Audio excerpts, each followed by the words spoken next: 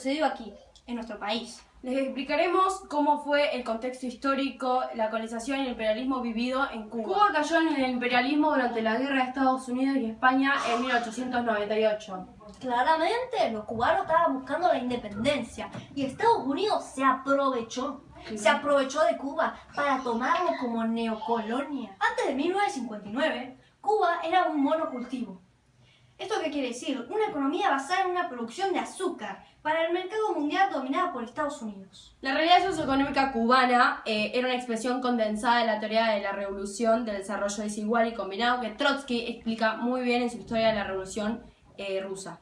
En Cuba, la penetración tecnológica y financiera de los países capitalistas avanzados no solo entró en contradicción con el sistema esclavista empleado en la isla, sino la intensificó aún más. Fue solo a finales del siglo XIX cuando el sistema esclavista entró en declive. Ese fue el telón de la confrontación que dio lugar a la Primera Guerra Civil por la Liberación Nacional que duró de 1868 a 1876. Un sector de la clase dominante, compuesto sobre todo por cafeteros, azucareros y medianos ganaderos de la parte oriental de la isla. La más atrasada se sentía en condiciones de clara desventaja respecto a los grandes hacendados de la parte occidental. No contaban como ellos con la utilización intensiva de la mano de obra esclava, ni con la misma capacidad de renovación tecnológica, ni con el control del aparato estatal. Sin embargo, a pesar de que la guerra contó con las ilusiones y la participación popular, no culminó en una revolución democrática burguesa. El ejército español lo que hizo fue disponer en aquella ocasión el apoyo de Estados Unidos, y para la élite social de occidente de la isla era preferible que Cuba siguiera como una colonia española a la desestabilización social que la independencia pudiera provocar. Los hacendados del Oriente acabaron abandonando la lucha de la independencia a cambio de algunas concesiones de la corona española, traicionando la base que había conformado el movimiento de los esclavos liberados y los campesinos. Esos acontecimientos y toda la historia posterior hasta la propia revolución de 1959 ponían en evidencia que la clase dominante cubana era incapaz de poner en práctica las tareas de la revolución democrática burguesa, como en Francia en 1789 y otros países occidentales, cuando consideró el Estado-nación como la base del desarrollo capitalista. En pocas palabras, era incapaz de lograr un desarrollo industrial en base propia, distribuir la tierra con los campesinos y de la creación de una democracia parlamentaria relativamente estable, todo eso en el marco del Estado nacional. Clave está destacar que Estados Unidos fue un país soberano constituido como una república federal constitucional. Fue el principal país capitalista y líder de las investigaciones e innovaciones tecnológicas desde el siglo XIX, y desde sus comienzos fue el principal país industrial. Una de las condiciones convenidas entre Cuba y los Estados Unidos para asegurar el retiro de las tropas estadounidenses de la isla era la adopción de Cuba de la enmienda Platt. La enmienda era un anexo añadido al Acta de Apropiación del Ejército, una ley federal de Estados Unidos aprobada en marzo de 1901, que fue presentada el Senado de los Estados Unidos por el senador republicano Orville H. Platt de Connecticut. La enmienda Platt estipulaba que los Estados Unidos podían ejercer el derecho de intervención en asuntos políticos, económicos y militares cubanos en caso de necesidad, y Estados Unidos había sido establecida en 1898. El armamiento de la bahía fue confirmado por el Tratado Cubano-Estadounidense, que fue firmado por los presidentes de ambas naciones en febrero de 1903. Definían los términos de las relaciones cubano-estadounidenses para los siguientes 33 años y era rechazada por la mayoría de los cubanos. Otra consecuencia de la enmienda supuso el uso prolongado por parte de Estados Unidos de la porción meridional de la bahía de Guantánamo, donde una base naval de los Estados Unidos había sido establecida en 1898. El armamiento de la bahía fue confirmado por el Tratado Cubano-Estadounidense, que fue firmado por los presidentes de ambas naciones en febrero de 1903. Fin del proceso. Relaciones tras el triunfo de la revolución. El presidente de los Estados Unidos, Dwight Eisenhower, reconoció oficialmente el nuevo gobierno cubano después de que la revolución derrocase al gobierno batista. Pero las relaciones entre estos dos gobiernos deteriorarían rápidamente.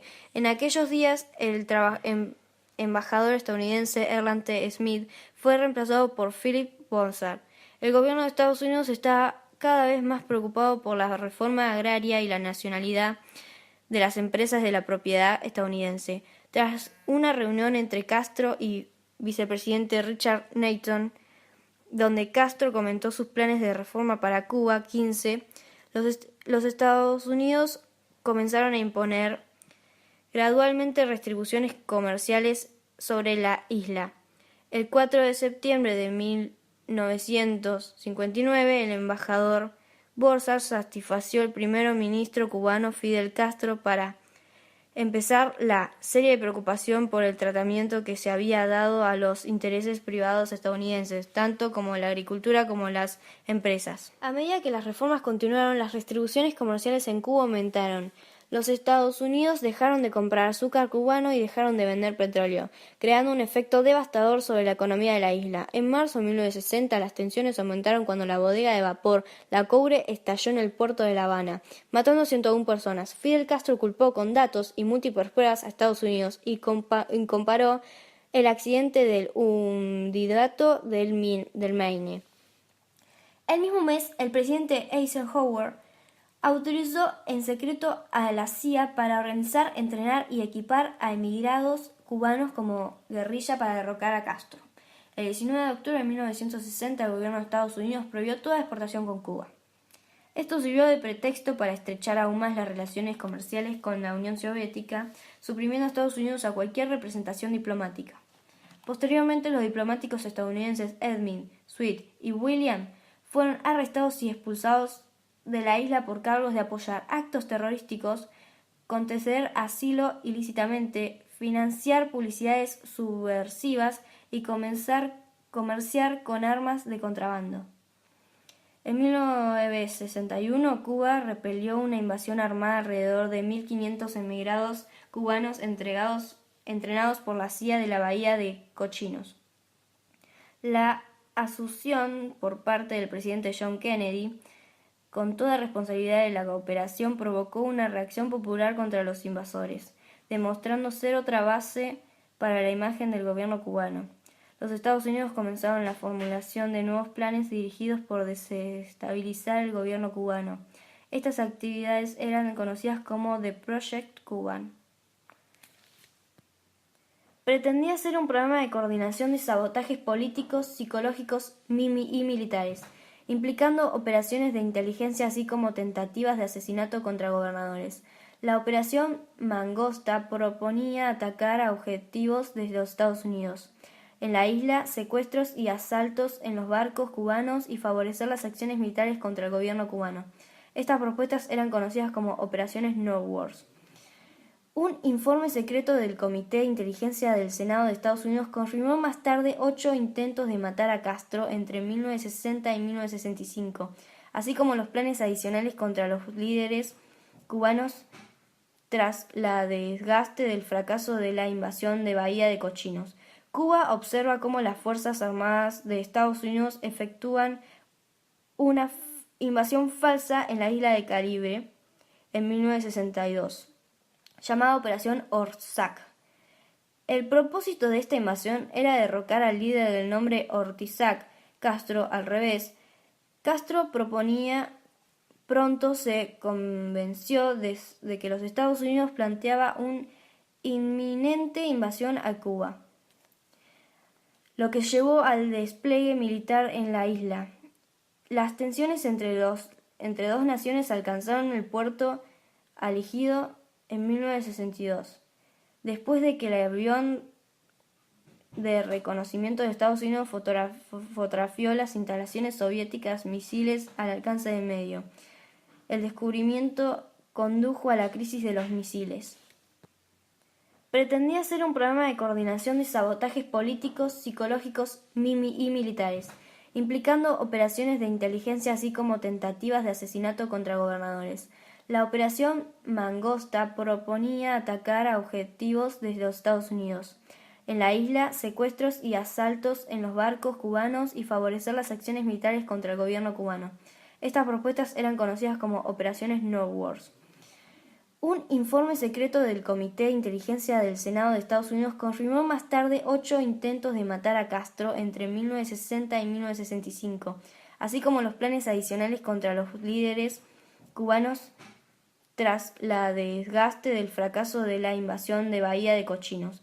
Cuba observa cómo las Fuerzas Armadas de Estados Unidos efectúan una invasión falsa en la isla de Caribe en 1962, llamada Operación Orszag. El propósito de esta invasión era derrocar al líder del nombre Ortizac Castro al revés.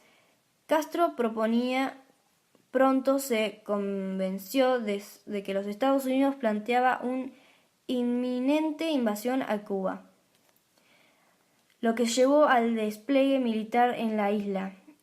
Las tensiones entre dos naciones alcanzaron el puerto Algido en 1962, después de que el avión de reconocimiento de Estados Unidos fotografió las instalaciones soviéticas, misiles al alcance del medio. El descubrimiento condujo a la crisis de los misiles.